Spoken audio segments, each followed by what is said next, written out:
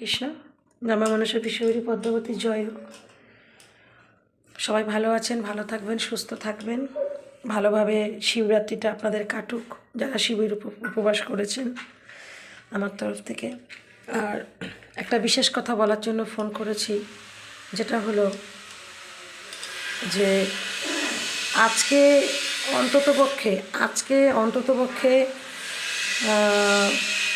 ঘুটে, কর্পূর, লবঙ্গ একটা ধুনুচির মধ্যে ঘুটে নেবেন, ভেঙে ভেঙে মাঝখানে কর্পূর দেবেন আর 3টে লবঙ্গ দেবেন, জ্বালাবেন।